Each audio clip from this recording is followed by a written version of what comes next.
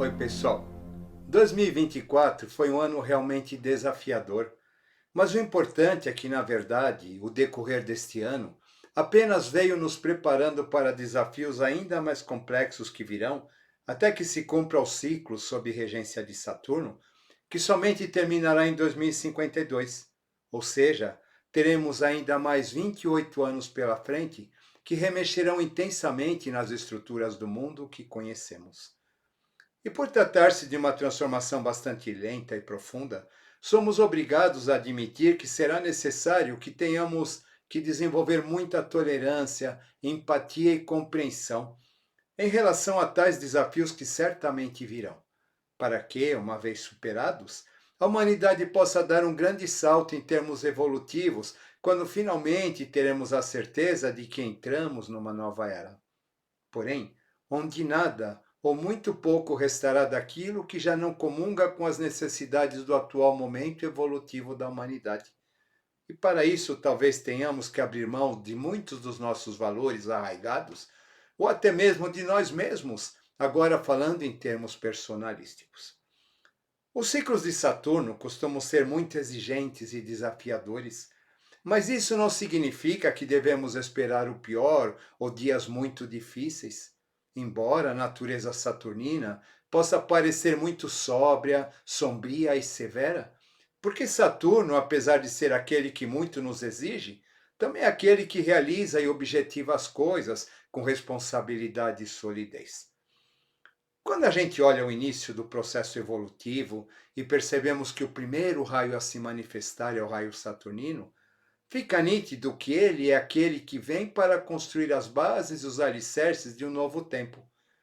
E como 2024 teve Saturno como seu regente, podemos então dizer que tudo aquilo que ocorreu e vem ocorrendo durante este ano que estamos vivendo, que na verdade só mudará em março de 2025 com a entrada do Sol em Áries, já está fazendo parte da estruturação da nova era, já que estamos falando de um ano de Saturno dentro de um ciclo de Saturno. E quando estamos estruturando algo de novo, os nossos sonhos têm um papel determinante a nos guiar nesse momento, e por isso é muito importante que não os deixemos para trás.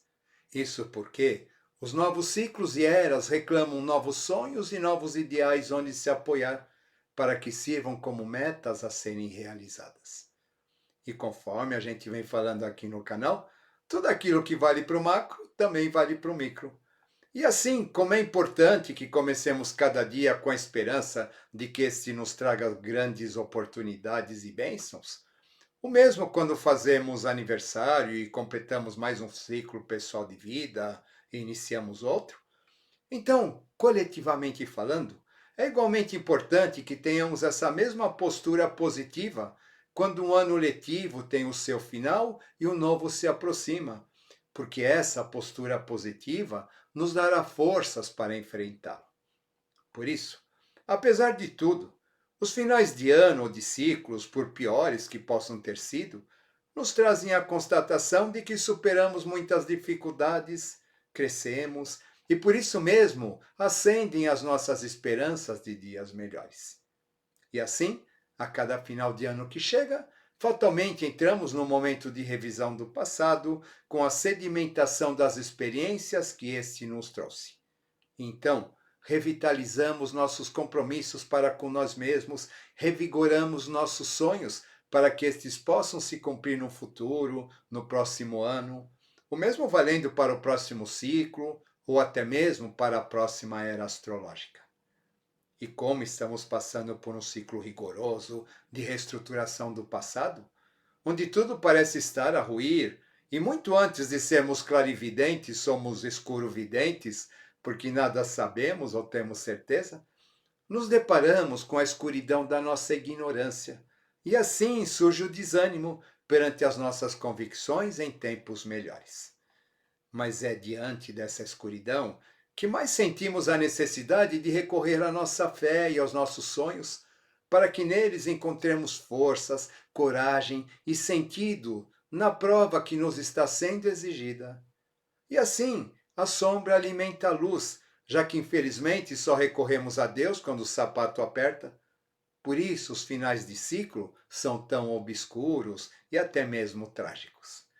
É o eterno movimento do Yin e do Yang. É o Deus menino que nasce na escuridão de uma gruta em meio à noite mais escura do ano. E assim se faz Natal dentro de nós. E deste modo, a luz é decorrência da escuridão. Então, o lado para o qual escolhemos olhar, se aquele da luz que nasce ou outro da escuridão que morre, será o que fará grande diferença em nos estimular em nossa caminhada neste momento de inflexão cíclica. Mas para isso, precisamos sempre do bom senso, já que os extremos só alimentam cada vez mais os conflitos entre os opostos, porque não podemos simplesmente nos apegar a um dos lados com unhas e dentes, fazendo de conta que o outro não existe, porque agindo desse modo, começamos a alimentar nossas fantasias e fanatismos. A criação nada mais é do que a materialização de um sonho ou o próprio sonho de Brahma. Segundo o conceito teosófico, primeiramente vai surgir um ponto luminoso em meio ao caos. E esse ponto vai representar uma ideia na mente universal, que depois precisa ser elaborada numa etapa seguinte e depois finalmente testada para que possa efetivamente existir e ser colocada em atividade. Ou seja, quando eu penso em fazer uma casa, quando eu vou iniciar um projeto, primeiramente eu preciso das ferramentas para que ele se torne possível. Papel, lápis ou programa de computador, por exemplo. Isso é Saturno, que surge primeiramente para nos dar a estrutura inicial para tal realização. Ou seja, a cada início vai ser necessário que nos conectemos com algum tipo de fonte para que esta nos dê suporte em tal empreitada, e esta precisa ser ao mesmo tempo tanto objetiva quanto subjetiva. Daí o conceito do androginismo da mente universal ao se manifestar inicialmente na primeira cadeia.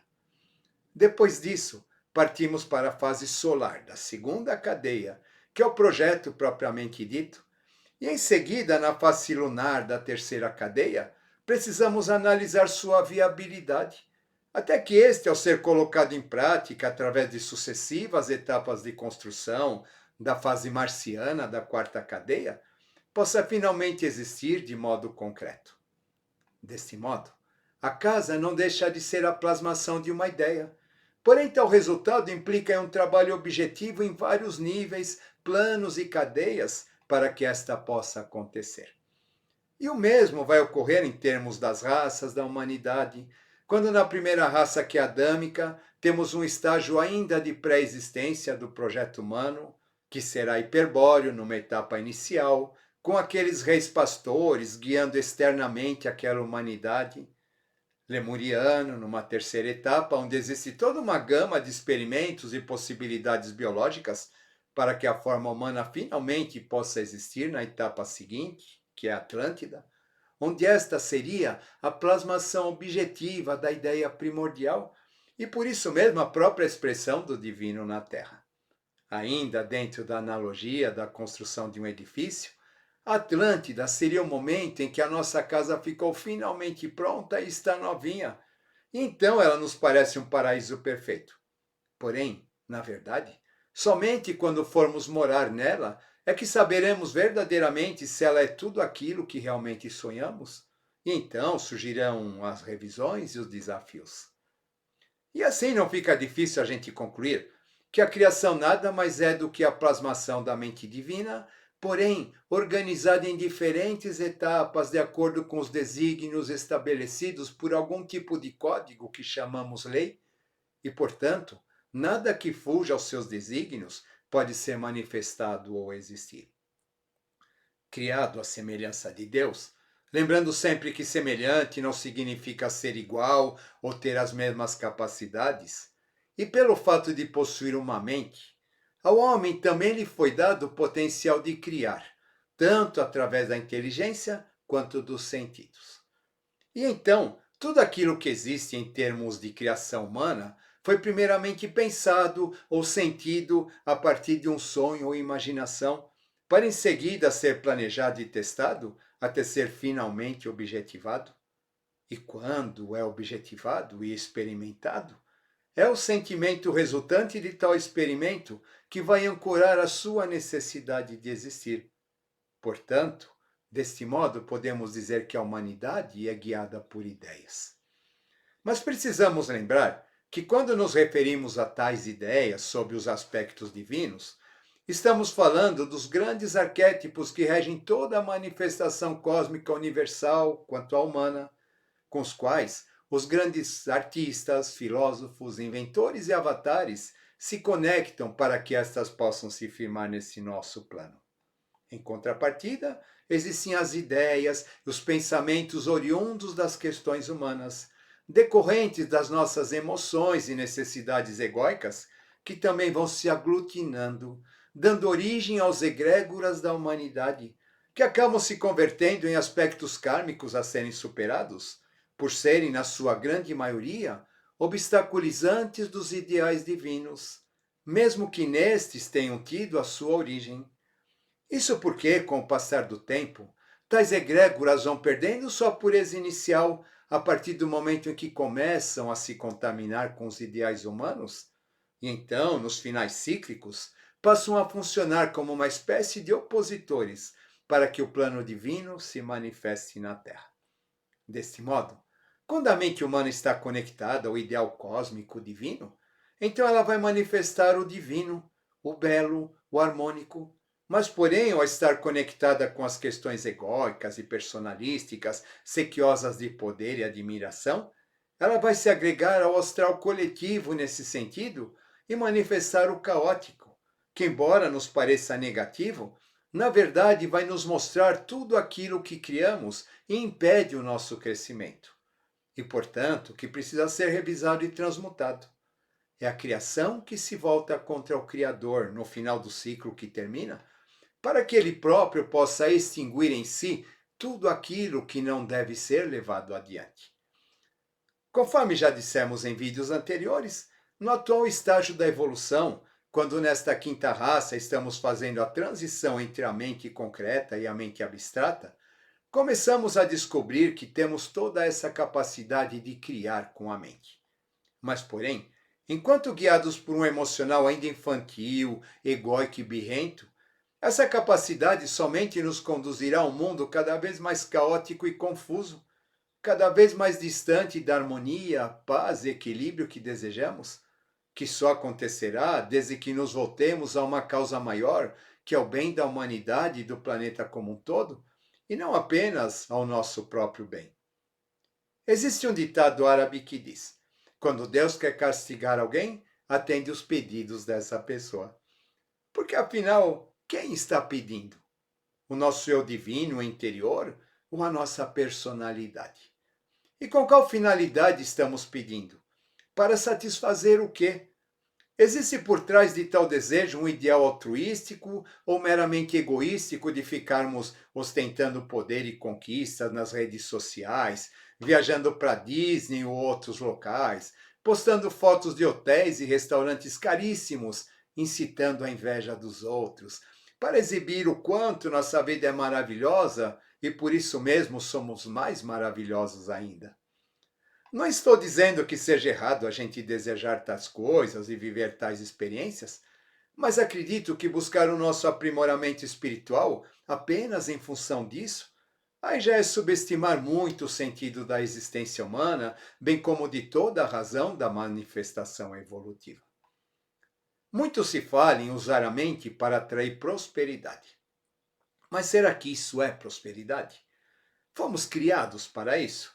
Para transformar a Terra num parque de diversões cheio de crianças birrentas disputando quem senta na janelinha do avião? Enquanto viajamos para algum destino paradisíaco, onde ficaremos deitados em alguma praia de águas cristalinas, bebendo água de coco e programando qual será a nossa próxima viagem? Mas nem sempre haverá janelinha para todo mundo. Certa vez, ainda antes da pandemia, um desses coaches me perguntou: com quanto você acredita que teria uma vida bastante segura em termos financeiros? E eu respondi: nossa, com R$ 5.000 mensais, eu teria uma vida mais do que suprida para os meus padrões e pretensões. Ah, então vamos mentalizar 50 mil dólares mensais. Mas para que eu vou perder tempo mentalizando algo que não preciso? Ah, então você precisa realmente mudar sua mentalidade, porque você não tem consciência de prosperidade. Agradeci o conselho, mas fiquei cismando. Para que eu vou ficar perdendo tempo e gastando neurônios, mentalizando algo que não preciso, apenas para pagar de vencedor perante os demais? Isso não faz sentido algum. Mas, mesmo assim, baseados em tais conceitos, surgem todos esses métodos e cursos que pipocam por toda parte, onde algum suposto especialista bem-sucedido está nos dizendo que a felicidade e sucesso na Terra é algo que se conquista apenas com a força do nosso pensamento. É só pensar que o amor perfeito vem, o emprego perfeito vem, a vida perfeita vem. E então, alguém que se tornou milionário através de uma determinada prática e quer que você seja um milionário também, vai te dar de graça o método que ele descobriu, mas você precisa ser rápido, porque ele está sendo perseguido por aqueles poderosos que não querem que você mude o seu padrão vibratório e assim continue na pobreza. É tanto altruísmo, benevolência e preocupação desinteressada com o bem da humanidade que chega a comover. Puro oportunismo. Realmente, a nossa mente é capaz de criar coisas surpreendentes e inenarráveis. Talvez por conta do Plutão transitando entre Capricórnio e Aquário, unido ao inventivo Urano em sua passagem por Touro, que aprecia muito os bens materiais, é que estamos vendo esse tipo de coisas. Então, se misturam teorias científicas com as espirituais, para nos tentar convencer que quando temos um lado, somos o outro, e que tudo não passa de uma mesma coisa. E também existem aqueles que vão nos ensinar a usar a energia de Plutão ou de outro planeta, o aspecto astrológico considerado nefasto a nosso favor, no Quirón a nosso favor, da Lilith a nosso favor, para desenvolver o nosso poder pessoal a nosso favor. Afinal, somos deuses e tudo podemos. Tudo sempre a nosso favor, para conquistar aquilo que bem quisermos, ou até mesmo liquidando todo o nosso karma, simplesmente viajando no dia do nosso aniversário para algum destino paradisíaco e caro, é claro, já que ninguém vai querer passar o aniversário numa tribo em Uganda. Para tais pessoas, o karma não passa de uma ideia limitante e restritiva que nos impede de sermos totalmente felizes. A lei da ação e reação pode ser abolida simplesmente com a força da nossa mente irracional. E por mais absurdo que isso possa parecer, tais pensamentos arrebatam multidões de pessoas e criam cursos, workshops, ritos e literaturas que movimentam fortunas. É o poder da mente mentirosa materializando rios de dinheiro que saem dos bolsos dos incautos para as bolsas dos espertalhões. Onde está o foco mesmo? Que tipo de mundo ou nova era estamos criando? O sonho de um mundo melhor se resume a isso? Imagine um inferno que se transformaria ao planeta se todos os homens tivessem seus desejos realizados com a simples ação da mente. Nos destruiríamos com certeza muito mais rápido do que já estamos fazendo. Aliás, já fizemos isso na Lemúria e na Atlântida, quando atingimos esse estágio do contato com a capacidade da nossa própria mente, que é o mais difícil dos desafios. Por isso que se diz que a iniciação humana agora está no mental. Mas percebam que isso está muito mais distante e é muito mais complexo do que simplesmente a gente ficar estudando ocultismo ou algum tipo de ciência ou literatura que consideramos sagrada. É importante que compreendamos que quando estamos alinhados com os nossos destinos, com os nossos princípios interiores, com o nosso Deus interno, então nada nos faltará. A natureza sempre nos suprirá de acordo com o princípio da geração espontânea. Isso Jesus cansa de nos dizer no seu lindíssimo Sermão da Montanha. Olhai os lírios do campo, que não tecem nem fiam, e no entanto nem mesmo Salomão, com toda a sua glória, se vestiu como um deles. Então por que vos preocupar com o que comer ou vestir? Buscai primeiro o reino de Deus e a sua justiça, e todas essas coisas vos serão acrescentadas. Então alguém dirá: tá vendo? Basta ficar meditando, procurando Deus dentro de si, que tudo aquilo que você quiser acontece. É só a gente descobrir como se faz isso e não precisa mais se preocupar com mais nada. E assim, mais uma vez, somos seduzidos pela nossa mente tendenciosa, levando tudo ao pé da letra e nos expulsando da conexão edênica original. É claro que tais palavras são muito mais profundas do que a sua simples forma escrita. Quando olhamos para o processo de manifestação universal em toda a sua complexidade, percebemos que a mente divina precisa interagir com todos aqueles planos, aqueles níveis e aqueles corpos necessários para plasmar uma única forma. Ou seja, ela precisa ter em si a sabedoria que engloba todos esses planos e níveis. Ou seja, sozinha ela não é tão autossuficiente assim, porque não é a totalidade. Por que conosco seria diferente? Quando se diz que tudo é mente, estamos dizendo que ela permeia tudo, mas não que tudo é apenas mente. Se as coisas fossem tão simples assim, então por que o mundo não é perfeito? Já que é uma decorrência do pensamento do próprio Deus, que é perfeito. Tal teoria de que tudo é mente e vibração acerta no seu princípio, mas falha na conclusão relativa ao modo como podemos tirar proveito de tal conceito, aplicando-o em nossas vidas. Isso porque a mente divina e ilimitada, quando atinge o plano denso da materialidade, se torna restrita e limitada, exatamente para que possa se conhecer e evoluir.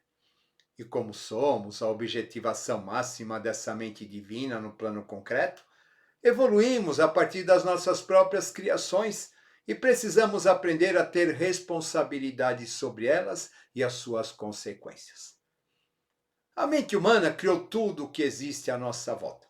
O computador, o celular, a câmera que está me gravando, esse espaço onde estou agora, a lâmpada que me ilumina, a cadeira onde estou sentado, e também é responsável pelas nossas aflições e conflitos, assim como pelos nossos momentos de conexão interior e os grandes esplendores da nossa alma. Nossos cérebros possuem tanto eletricidade quanto magnetismo, isso é fato científico incontestável e não mera especulação filosófica, e, portanto, atrairemos para nós, pelo magnetismo, a realidade que pensarmos e nela acreditaremos. É a qualidade do pensamento que vai atrair a realidade do ser, e esta qualidade vai depender da fonte com a qual ele está conectado. Nossa mente é a lâmpada de Aladim que nos concede os desejos. Porém, precisamos refletir muito antes de fazer os nossos pedidos, que fatalmente serão aceitos mais cedo ou mais tarde. Ou seja, podemos criar tanto bênçãos quanto maldições para nós mesmos, porque tudo depende do eixo da nossa conexão, se interior ou exterior. E a mente humana, para nós ainda em estado de experiência, nos é muito desconhecida em sua complexidade e por isso mesmo capaz tanto de realizar grandes descobertas e proezas maravilhosas que nos fazem prosperar verdadeiramente no sentido da consciência espiritual, nos conectando aos esplendores divinos, mas também grandes ciclos destrutivos quando voltado aos prazeres sedutores da mera satisfação dos sentidos com seus perigos e armadilhas. Então alguém me pergunta, mas se temos essa capacidade, seria errado a gente usar o nosso pensamento para criar algo que precisamos? Seria egoístico isso? Fica aqui uma questão. O que é que define aquilo que realmente precisamos? E qual eu realmente precisa? Meu eu superior? Meu eu inferior? Meu eu instintivo? Meu eu adulto? Meu eu criança? Meu eu ferido? Meu eu vaidoso? Meu eu carente de atenção? Somos uma multidão de eus. Nunca antes a importância do autoconhecimento e sinceridade de propósitos para com nós mesmos foi tão importante e crucial, porque a pureza do ponto com o qual nos conectamos vai definir se a nossa criação mental e psíquica será contra ou a nosso favor. Sem sabedoria e consciência em relação a nós mesmos e a nossa própria capacidade mental, brincar com a mente seria o mesmo que entregar um canivete afiado nas mãos de uma criança. Porém, uma vez que estamos atravessando uma etapa evolutiva onde essa questão ligada ao desenvolvimento do nosso potencial mental está focada, inevitavelmente nos veremos impulsionados pela curiosidade ou até mesmo tentados a desenvolver poderes a partir de tais experimentos. Faz parte da natureza humana e não há outro aprendizado a não ser a prática com seus erros e acertos. Porém, é sempre bom a gente lembrar que bom senso, cautela e caldo de galinha nunca fizeram mal a ninguém. Para construir um mundo de paz, primeiramente precisamos encontrar a paz em nós, para que nela nos conectemos. O mesmo em relação ao amor, à harmonia, ao equilíbrio e à fraternidade entre todos os seres, como decorrência da fraternidade entre os nossos muitos eus. Mas para isso, precisamos ser impessoais, porque enquanto houver intenção pessoal ou julgamento, ainda estamos presos aos miasmas desse mundo humano, ao invés do mundo divino, que é liberto de tais necessidades. Felizmente, temos essa capacidade criadora, mas ainda não temos conscientemente o uso desse poder, que por isso mesmo pode se voltar contra nós a qualquer momento.